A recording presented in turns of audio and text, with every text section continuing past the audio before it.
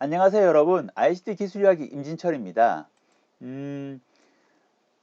지난 8월이었죠. 이제 한국은행 BOK 이슈노트에서 우리나라는 높은 디지털 혁신에도 생산성은 증가하지 않고 있는 생산성 역설에 빠져 있다라고 얘기를 했습니다. 물론 BOK 이슈노트는 그러니까 한국은행의 공식 의견은 아니고 연구위원회 개인 의견이라는 단서는 있습니다. 그래서 그래프에서 보시는 것처럼 우리나라 혁신 역량은 계속 증가하고 있습니다.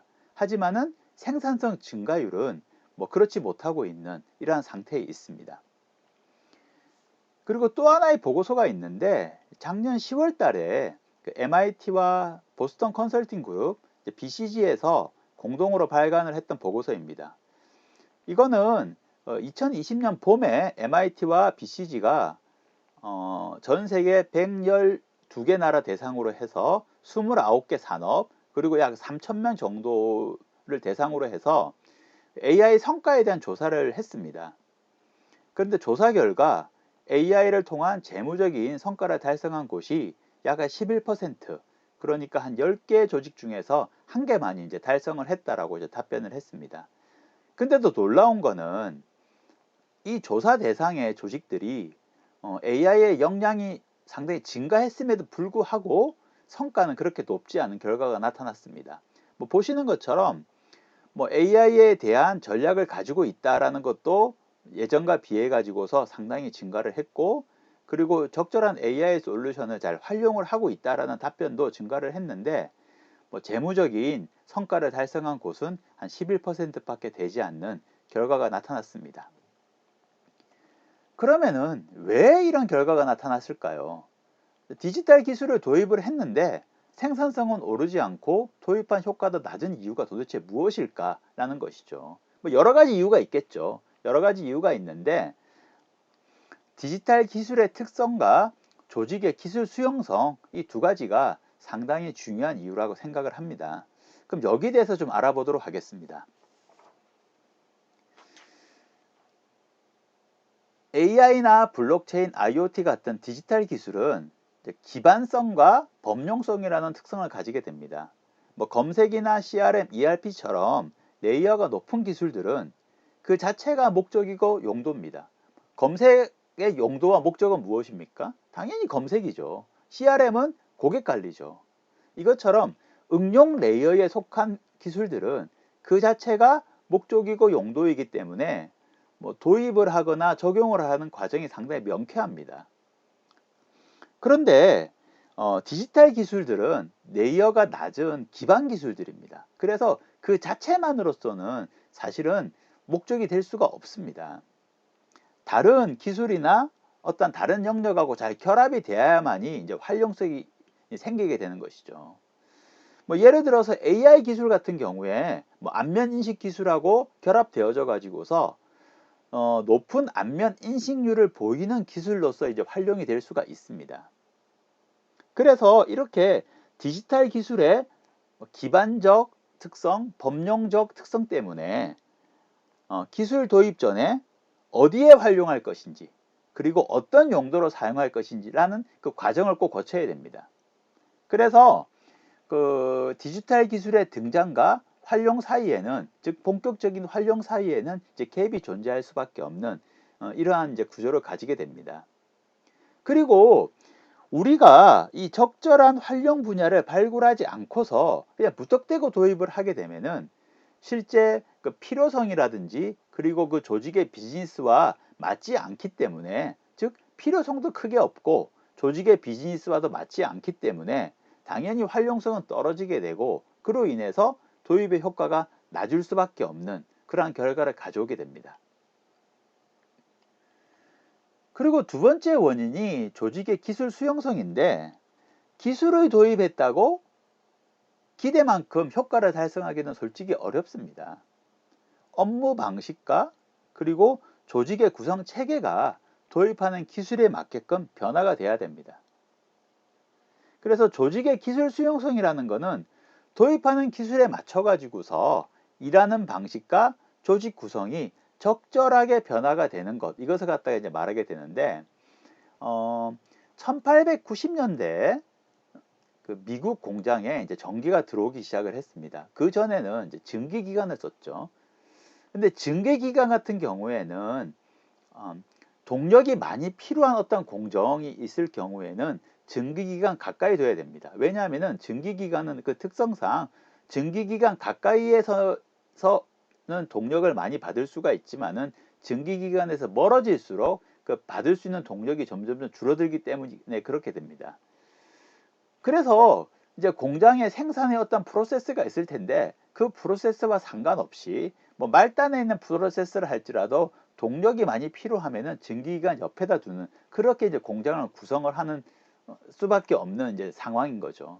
근데 전기가 들어오면 어떻습니까? 전기는 그렇지 않죠. 뭐 전기 공급원에 이 어디에 있든지 간에 그 위치와 상관없이 이제 일정한 동력을 공급을 받을 수가 있기 때문에 그래서 생산성이 상당히 올라가지 않겠느냐라고 예측을 많이 했는데 실제 해보게 되니까 생산성은 증가하지 않았습니다. 그래서 왜 이렇게 됐을까? 이제 찬찬히 이제 연구를 해보니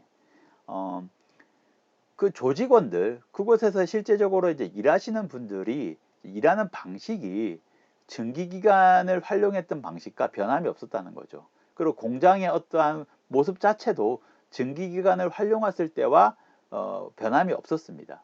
그렇게 되니까 뭐 실제적으로 기대만큼 효과가 나타나지 않은 현상이 벌어지게 되었고 그래서 생산성이 증가했던 시점이 언제였냐면은 전기가 들어오고 나서 약 한 30년 가까이 흐른 뒤부터 생산성이 상당히 증가하는 결과가 나타났습니다. 그 30년이 지났다는 것은 무엇을 말합니까?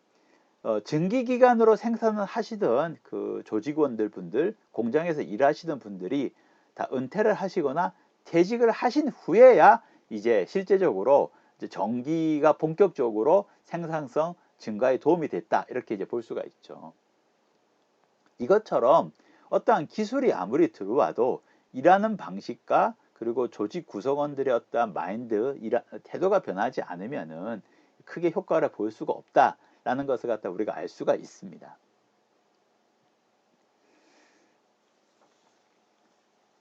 그렇다면은 원인이 이렇다면은 이제 대응책은 어떻게 해야 되느냐? 어떻게 해야만이 이제 디지털 기술 도입으로써 효과를 누릴 수 있을까? 이제 세 가지 관점에서 짚어볼 수가 있습니다. 첫 번째가 디지털 기술을 이해하고 조직 비즈니스와 얼라인되는 기술을 도입을 하고 좀 적용을 해야 됩니다. 각 디지털 기술이 무엇인지 개념 수준으로 그냥 알고 끝나는 것이 아니라 그 상세한 내용을 좀 아셔야 됩니다. 그래서 이 디지털 기술이 가지고 있는 어떤 구성 요소들이 무엇인지, 그 장단점은 어떻게 되는지, 한계점은 어떻게 되는지, 그리고 오픈소스의 상황과 그 상품화 상황은 어떠한지 이런 것들을 잘 알고 계셔야 된다는 의미가 됩니다. 그리고 뭐 이러한 지식을 바탕으로 해서 조직이 진짜로 필요한 것이 어떤 기술인지, 그리고 우리 조직 비즈니스 전략과 어우러지는 기술이 무엇인지를 좀 파악을 해가지고서 그것을 도입하는 것이 필요하죠. 그리고 동시에 조직의 비즈니스 중에서 기술을 적용했을 때 가장 효과가 높은 영역이 어떤 건지 또한 발굴을 해가지고서 그 영역에 적용하는 것을 시작으로서 해볼 수가 있습니다. 그런데 사실 제가 말씀드린 이 부분은 지난 몇 년간 조직들이 상당히 역량을 좀 쌓아 올라왔습니다. 그래서 여러 뭐 통계 자료라든지 그리고 실제적으로 컨설팅을 하면서 만나는 어떤 조직들의 그 사항들을 살펴보게 되면은 예전에 비교해 가지고서 역량이 많이 상승한 것을 좀 알 수가 있습니다. 그리고 두 번째는 이제 디지털 디스가이징이 아니라 즉 변장이 아니라 정말 디지털 트랜스포메이션을 추진을 해야 된다라고 좀 말씀을 드릴 수가 있습니다. 우리가 이제 정보화는 오토매틱 자동화이고 디지털은 오토나머스 자율화라고 얘기를 합니다. 이 오토매틱과 오토나머스의 가장 큰 차이점이 무엇이냐? 그거는 제어권을 누가 가지고 있느냐에 따라 가지고서 이제 우리가 좀 말씀을 드릴 수가 있는데 예를 들어서 자동차를 예를 들어 보겠습니다. 자동차 같은 경우에 지금 현재의 자동차는 우리가 이제 시동을 켜고 엑셀레이터를 밟게 되면은 자동차가 자동으로 쭉 움직이는, 그리고 우리가 브레이크를 밟게 되면은 자동차가 멈추게 되는, 이것처럼 제어권은 인간이 가지고 있죠. 인간이 가지고 있는데 이 자율주행차는 어떻습니까? 인간은 니즈만 밝히죠. 집으로 가자 또는 회사로 가자, 니즈만 밝힐 뿐이고 실제적으로 그 니즈를 받아 가지고서 움직이기 시작하고, 그리고 어떠한 위험이 닥쳤을 때 뭐 멈춘다든지 이러한 것을 다 제어를 갖다가 주체하는 것이 바로 이제 이 자율주행차 자동차에게 있죠. 이것을 말씀드립니다. 이 관점에서 이제 업무 방식과 조직 체계가 달라져야 된다는 의미입니다. 지금까지 기술은 어떻습니까? 나를 돕는 거였어요. 나의 업무를 돕는 역할입니다. 그런데 디지털 시대에서는 나를 돕는 디지털이 아니라 함께하는 디지털로서 옮겨가야 된다는 거죠. 그래서 디지털이 나에게 그냥 종속되어져 가지고서 있는 것이 아니라 나의 역할과 디지털의 역할이 구분되어지고 함께 서로 인터랙션 하면서 일하는 구조, 이것을 말하게 됩니다. 그 MIT와 BCG 보고서 내용 중에서 AI로 성과 달성을 위한 활동 7가지라는 내용이 있는데 이것을 설명을 드리면서 좀 더 자세하게 말씀을 드리겠습니다. MIT와 BCG 조사에 따르게 되면은 AI로 성과를 달성하기 위해서는 7가지 활동이 필요하다라고 제시를 하고 있습니다. 첫 번째 활동이 그 인프라스트럭처 활동인데, 이거는 이제 AI에 관련되어진 데이터를 수집을 하고 정제를 하고, 그리고 우리가 이제 AI를 활용하기 위한 이제 기술을 갖다가 도입을 하고, 그리고 알고리즘을 구성을 하고, 이런 것을 말하게 되는 것이고, 그리고 탤런트는 AI를 갖다가 활용하기 위한 여러 스킬들이 필요한데 그 스킬들을 확보를 하고 이제 적용을 하는 것을 말하게 됩니다. 그리고 스트래터지는 말 그대로 뭐 조직이 AI에 대한 전략을 가지고 있고 수립을 한다는 의미가 될 것이고요. 그래서 이러한 활동들이 이루어지게 되면은 이제 빌딩 AI가 됐다라고 이제 얘기할 수 있게 되고, 이렇게 했을 때 그 조직은 AI를 통해 가지고 성과를 한 19% 정도 달성할 수 있는 달성 확률을 확보를 했다라고 이제 설명을 하고 있습니다. 그리고 이제 그 다음 활동들이 이제 스케일링 AI에 관련된 활동들인데, 뭐 여기에서는 이제 AI 솔루션을 좀 더 효과적으로 적용하고 활용하는 부분과, 그리고 단순하게 어떤 영역에만 AI를 적용하는 것이 아니라 아주 어크로스하게 AI를 적용을 하고 활용하는 단계까지 이제 넘어가게 됩니다. 이렇게 했었을 때는 한 18% 정도가 더 플러스가 되어지게 되고, 그래서 앞에 나왔던 스케일링 AI를 하기 위해서는 당연히 빌딩 AI와 디스커버링을 해야 되기 때문에 전체 합산하게 되면은 약 한 39% 정도 AI를 통해 가지고서 성과를 달성할 수 있는 확률을 확보하게 된다라고 이제 설명을 하고 있습니다.